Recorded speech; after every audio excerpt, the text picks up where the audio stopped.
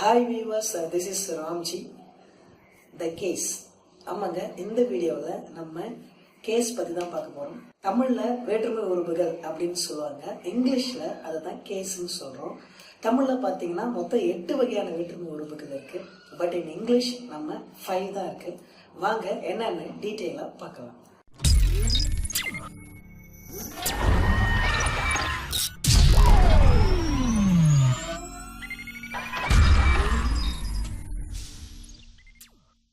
உங்களுக்கு அம்மா YouTube channel பயனுள்ள வகையில் இருந்ததுன்னா கீழே தெரியுற ரெட் கலர் சப்ஸ்கிரைப் பட்டனை கிளிக் பண்ணிக்கோங்க. கூடவே ஒரு பெல் சிம்பிள் வரும், அதையும் கிளிக் பண்ணிக்கோங்க. அப்போதான் எங்களுடைய அடுத்தடுத்த வீடியோக்கள் உங்களுக்கு நோட்டிஃபிகேஷனாக வந்து சேரும். கேசஸ்னா என்னன்னு யோசிக்க வேண்டாம். தமிழ்ல வேற்றுமை உறுப்புகள் நம்ம படிச்சிருப்போம். அதுல பாத்தீங்கன்னா மொத்தம் 8 வகையான வேற்றுமை உறுப்புகள் இருக்கு. ஐ, ஆல், கு, இன்னது, கண். இதுல முதல் வேற்றுமைக்கும் 8ஆம் வேற்றுமைக்கும் உறுப்புகள் நம்மளுக்கு தெரியாது. அதுக்கு பதிலாக ஐ, ஆல், கு 2ஆம் வேற்றுமையில இருந்து 7ஆம் வேற்றுமை வரைக்கும் நம்மளுக்கு சொல்லி கொடுத்துருப்பாங்க. அதுல முதல் வேற்றுமையை எழுவாய் வேற்றுமைன்னு சொல்லிட்டு 8ஆம் வேற்றுமையை வெளி வேற்றுமைன்னு சொல்லிட்டு தமிழ்ல சொல்லியிருப்பாங்க. மொத்தம் 8 வகையான வேற்றுமைகள் இருக்கு. இன் இங்கிலீஷ் பாத்தீங்கன்னா we have 5 types of cases. அது என்னென்ன? what are the 5 types of cases அப்படின்னு பார்த்தீங்கன்னா nominative case, objective case, possessive case, vocative case and dative case. இந்த 5 types தான் இப்போ நம்ம பார்க்க போறோம். Let us discuss it one by one. First one, nominative case. Nominative case அப்படின்னு சொல்லும் போதே உங்களுக்கு நல்லா ஞாபகத்துக்கு வந்துடும். ஏதோ ஒரு பர்சனை இதில் நாமினேட் பண்ணி சொல்லியிருப்பாங்க அப்படின்னு அர்த்தம். ஆமாங்க, அதே தான். இதில் நாமினேட்டிவ் கேஸில் நம்ம எதை நாமினேட்டிவ் கேஸ் அப்படின்னு ஒரு சென்டென்ஸை நம்ம ஃபைண்ட் அவுட் பண்ணுவோம் அப்படின்னு பார்த்தீங்கன்னா சப்ஜெக்டை தாங்க. வெர்பு மேலே ஒரு கொஸ்டின் போடுறோம் ஒரு சென்டென்ஸில். இப்போ உதாரணத்துக்கு மோகன் மிஸ்யூஸ்டு இஸ் பவர் அப்படின்னு ஒரு சென்டென்ஸ் இருக்குன்னு வச்சுக்கலாம். அதில் who misused his power அப்படின்னு வெர்பு மேல ஒரு கொஸ்டின் போட்டோம்னா அதுக்கு ஆன்சர் சப்ஜெக்ட் தான் ஆன்சரா கிடைக்கும். அதாவது மோகன் மிஸ்யூஸ்டு his power. ஸோ இந்த நாமினேட்டிவ் கேஸ் அப்படின்னா என்னன்னா, nominative case always indicates the subject. தமிழ்ல சொன்னோம்னா இதை முதல் வேற்றுமைன்னு சொல்லுவோம். எழுவாயை குறிப்பதை தான் முதல் வேற்றுமை உறவு அப்படின்னு தமிழ்ல சொல்றோம். Nominative case nothing. Nominative case indicates the subject of the sentence or யாரு அந்த வாக்கியத்துல அந்த செயலை அந்த ஆக்ஷனை செய்யறாங்களோ அவங்கள தான் நம்ம எழுவாய்னு சொல்றோம். அந்த எழுவாய் தான் இங்க நாமினேட்டிவ் கேஸ்.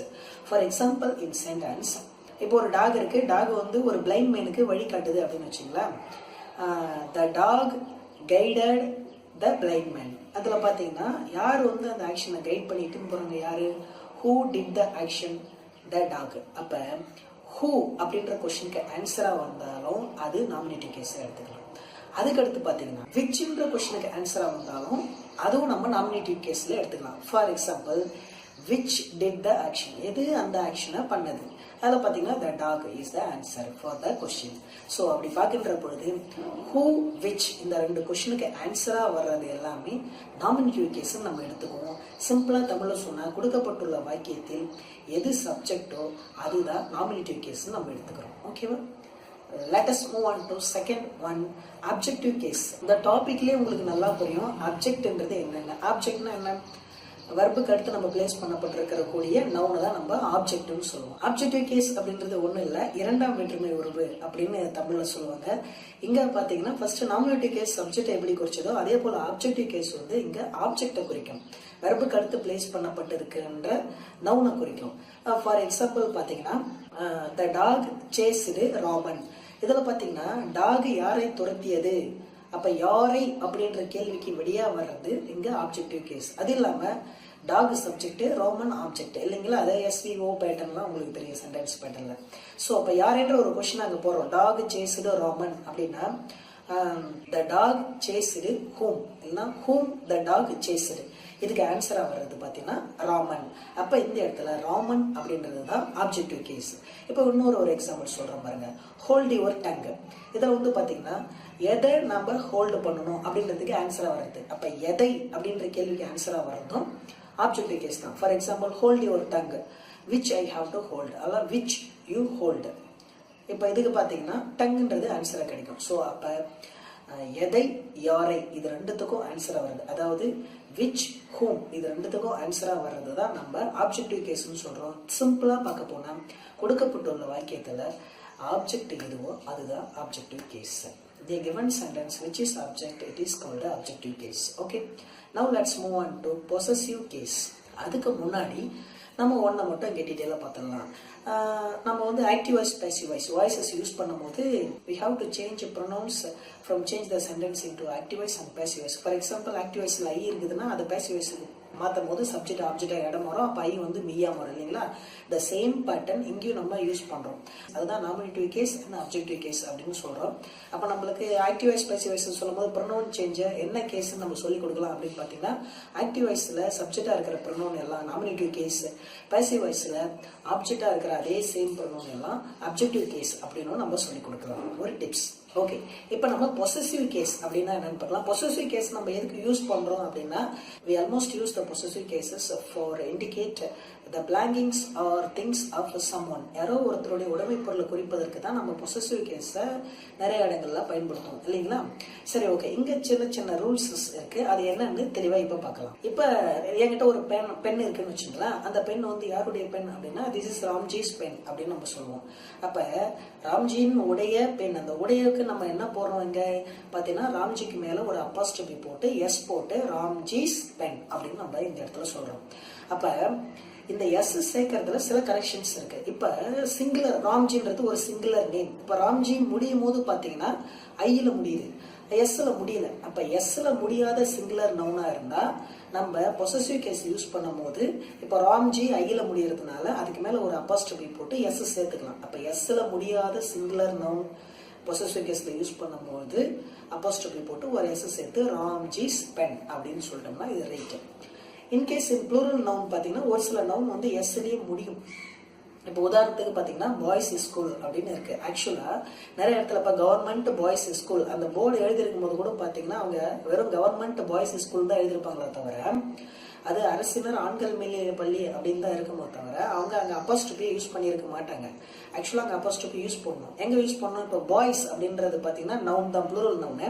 ஆக்சுவலா எஸ்ல முடிஞ்சிருச்சு அது. அப்ப எஸ்ல முடிகிற ப்ளூரல் நவுன் இருந்துச்சுன்னா அப்ப எஸ்க்கு அப்புறம் மேல ஒரு அப்போஸ்ட்ரோபி போட்டு அதுக்கப்புறம் நம்ம அப்படியே ஸ்கூல்னு எழுதிக்கலாம். இன்னொரு எஸ் நம்ம சேர்க்க தேவையில்லை. அப்ப எஸ்ல முடியாத சிங்குலர் நவுன் இருந்துச்சுன்னா அப்போஸ்ட்ரோபி போட்டு எஸ் சேரு.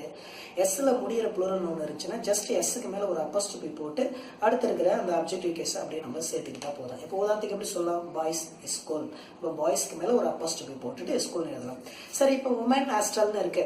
உமன் ப்ளூரல் WOMEN இருக்கு. இப்போ உமன் ஹாஸ்டல் எப்படி அப்போஸ்ட்ரோபி போடலாம்?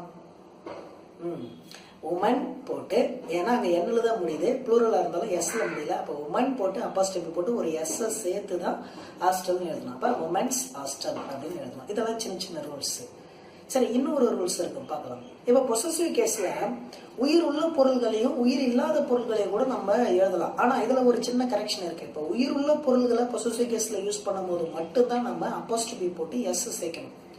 இப்போ உயிர் இல்லாத பொருட்களை பத்தி நம்ம பேசுறோம் பொசசிவ் கேஸ்ல. இப்போ உதாரணத்துக்கு ஒரு டேபிள் இருக்குன்னு வச்சுங்களா. அப்ப டேபிளுக்கு 4 கால் இருக்கும். அதுல ஒரு காலை மட்டும் காமிச்சு த டேபிள்ஸ் லெக் அப்படின்னு நம்ம சொல்றோம். அதாவது டேபிளுடைய கால். அப்ப டேபிளுக்கு மேல அப்போஸ்ட்ரோபி போட்டு எஸ் போட்டு டேபிள்ஸ் லெக் அப்படின்னு நம்ம சொல்லுவோம். ஆக்சுவலா அப்படி சொல்லக்கூடாது. ஏன்னா அந்த டேபிளுக்கு உயிர் கிடையாது, டேபிளோட மரக்காலுக்கும் உயிர் கிடையாது. அப்போ உயிர் இல்லாத பொருள்களை நம்ம பொசசிவ் கேஸ்ல யூஸ் பண்ணும்போது அப்போஸ்ட்ரோபி போட்டு எஸ் சேர்க்கக்கூடாது. இன்ஸ்டெட் ஆஃப் தட் நம்ம என்ன பண்ணணும்னா ஆஃப் த அப்படின்னு பயன்படுத்தணும். எப்படி? இப்ப டேபிள்ஸ் லெக் எப்படி பயன்படுத்தலாம் அப்படின்னா the leg of the table அப்படின்னு தான் பயன்படுத்தணும். அப்போ உயிர் இல்லாத பொருள்களை பொசசிவ் கேஸ்ல யூஸ் பண்ணும்போது அப்போஸ்ட்ரோபி போட்டு எஸ் போடக்கூடாது. இது ஒரு ரூல். நெக்ஸ்ட் பாத்தீங்கன்னா டைம், டிஸ்டன்ஸ், வெயிட். இதுக்கும் நம்ம என்ன பண்ணலாம் அப்படின்னு பாத்தீங்கன்னா பொசசிவ் கேஸ் அப்போஸ்ட்ரோபி போட்டு எஸ் போட்டு யூஸ் பண்ணலாம். For example 2 days journey, 10 tons weight, 1 meters length. So இதெல்லாம் பார்க்கின்ற பொழுது காலம், எடை, தூரம், இதுவும் நம்ம பொசசிவ் கேஸ்ல அப்போஸ்ட்ரோபி எஸ் போட்டு யூஸ் பண்ணலாம். இப்ப இந்த பொசசிவ் கேஸ் பார்த்தோம் இல்லைங்களா. இந்த பொசசிவ் கேஸ் தான் நம்ம தமிழ்ல 6ஆம் வேற்றுமை உருவு அப்படின்னு சொல்றோம். இங்கிலீஷ்ல பொசசிவ் கேஸ்ன்னு சொல்றோம். நெக்ஸ்ட் நம்ம பார்க்க போறது வந்து பாத்தீங்கன்னா வொகேட்டிவ் கேஸ். வொகேட்டிவ் கேஸ் அப்படின்னா தமிழ்ல ஒண்ணுமே கிடையாது. இன்வைட் பண்றது. யாருன்னா ஒருத்தர் நம்ம கூப்பிடுறோம், இன்வைட் பண்றோம், இல்ல அவங்கள பத்தி பேசுறோம், இல்ல அவங்க கிட்ட பேசுறோம் அப்படின்னா அதெல்லாம் வந்து பாத்தீங்கன்னா அந்த நவுன்லாம் பாத்தீங்கன்னா வொகேட்டிவ் கேஸ்ல வந்துடும். For example come here Ramji, what you want mister அன்பு. இப்ப இந்த 2 சென்டென்ஸ்ல பாத்தீங்கன்னா நம்ம யாரோ ஒருத்தர் கிட்ட போயிட்டு பேசுறோம், இல்ல அவங்கள இன்வைட் பண்றோம். கம் ஹியர் ராம்ஜி அப்படின்னு பாத்தீங்கன்னா ராம்ஜியை இன்வைட் பண்றோம், விழிக்கிறோம். விழித்தல் அப்படின்னா பேசுதல் இல்லைன்னா அழைத்தல் அப்படின்னு பொருள். ஸோ அப்போ ஒகேட்டிவ் கேஸில் என்ன வரும்னா நம்ம யார் கூட பேசுகிறோமோ இல்லை யாரை கூப்பிடுறோமோ அழைக்கிறோமோ அவங்கெல்லாம் ஒகேட்டிவ் கேஸில் வந்துடுவாங்க. அப்போ இந்த கம் ஹியர் ராம்ஜிலையும் வாட் யூ வாண்ட் அன்பு இதில் பார்த்தீங்கன்னா ராம்ஜி அன்பு இந்த டூ பார்த்தீங்கன்னா ஒகேட்டிவ் கேஸில் வந்துடும். ஸோ ஒகேட்டிவ் கேஸ்னா நத்திங், ஜஸ்ட் யார் கூட நம்ம பேசுகிறோமோ அந்த நவுனை நம்ம ஒகேட்டிவ் கேஸில் ஃபிக்ஸ் பண்ணிக்கிறோம். Next last one dative case. Dative கேஸ்னா வேற ஒன்றுமே இல்லைங்க. சென்டென்ஸ் பேட்டர்ன் நம்ம யூஸ் பண்ணும்போது SVIODO பேட்டர்ன் யூஸ் பண்ணியிருப்போம். இப்போ my father gave me a chocolate, இதெல்லாம் எங்கள் அப்பா எனக்கு ஒரு சாக்லேட்டு கொடுத்தாரு இல்லைங்களா. இப்போ கேவுக்கு அப்புறம் பார்த்தீங்கன்னா we have two object, me chocolate இருக்கு இல்லையா. அதில் ஒன்று இன்டைரக்ட் ஆப்ஜெக்ட், ஒன்று டைரக்ட் ஆப்ஜெக்ட். எப்படி இன்டைரக்ட் டைரக்ட் ஒரு சிம்பிள் குழு பாருங்க. இன்டைரக்ட் டைரக்ட் எப்படி சிம்பிளா பிரிச்சுக்கலாம் அப்படின்னு பார்த்தீங்கன்னா உயிர் இருக்கிறது இன்டைரக்ட் ஆப்ஜெக்ட், உயிர் இல்லாத டைரக்ட் ஆப்ஜெக்ட். அதுக்கு வாட்டு விச்சு அந்த கொஸ்டின்லாம் போடுவாங்க, அதெல்லாம் வேணாம். இப்போ பாருங்க மீ உயிர் இருக்கு அப்போ நான் இன்டைரக்ட் ஆப்ஜெக்ட், சாக்லேட்டுக்கு உயிர் இல்லை அப்போ அது டைரக்ட் ஆப்ஜெக்ட். இப்போ இது சென்டென்ஸ் பண்ண நம்ம யூஸ் பண்ணியிருப்போம். பட் இங்கே டேட்டிவ் கேஸில் பார்த்தீங்கன்னா கொடுக்கப்பட்டுள்ள சென்டென்ஸ்ல 2 ஆப்ஜெக்ட் வருகின்ற பொழுது அந்த ஆப்ஜெக்ட்ல எது இன்டைரக்ட் ஆப்ஜெக்டோ அதைத்தான் நம்ம டேட்டிவ் கேஸ் அப்படின்னு சொல்றோம். இந்த டேட்டிவ் கேஸ் தமிழ்ல 4ஆம் வேற்றுமை உருபா வருது. இன்னும் கிராமட்டிக்கலா சொல்லணும்னா to whom at to whom, அதாவது யாருக்கு யாரிடம் இந்த 2 கொஸ்டினுக்கு ஆன்சரா வர்றது தான் நம்ம டேட்டிவ் கேஸ் சொல்றோம். எக்ஸாம்பிள் பாத்தீங்கன்னா I gave her a book, இதுல ஹர் வந்து dative case. My teeth gave me trouble, I handed her a book, he picked her a rose. So இதில் பார்த்தீங்கன்னா இந்த இன்டைரக்ட் ஆப்ஜெக்ட் எல்லாமே டேட்டிவ் கேஸில் வரும். ஸோ அவ்வளோதாங்க, ரொம்ப சிம்பிள். இந்த வீடியோவில் நம்ம பார்த்தீங்கன்னா 5 டைப்ஸ் ஆஃப் கேசஸ் பார்த்தோம். இங்கிலீஷில் 5 வகையான வேற்றுமை உறவுகள் தான் இருக்கு. அதில் ஒன்று நாமினேட்டிவ் கேஸ், சப்ஜெக்ட் குறிக்கும். அப்ஜெக்டிவ் கேஸ், அப்ஜெக்ட் குறிக்கும். பொசசிவ் கேஸ், பொசசிவ் பொருளை யூஸ் பண்ணுறது எப்படி, அப்போஸ்ட்ரோபி எஸ் போகிறதா இல்லை ஆஃப் த போகிறதா அது பார்த்தோம். சிங்குலர் ப்ளூரல் எப்படி யூஸ் பண்ணுறதுன்னு பார்த்தோம். அண்ட் ஒகேட்டிவ் கேஸ் இன்வைட் பண்ணுறது விழி வேற்றுமை அப்படின்னு நம்ம சொல்கிறோம். Last one dative case indirect object எல்லாம் குறைக்கும். ஸோ இந்த வீடியோ பயனுள்ள வகையில் இருந்ததுன்னா மறக்காம அம்மா யூடியூப் சேனலை சப்ஸ்கிரைப் பண்ணுங்க, லைக் பண்ணுங்க. I will meet you in the next video. Until this is Ramji. Bye. Take care.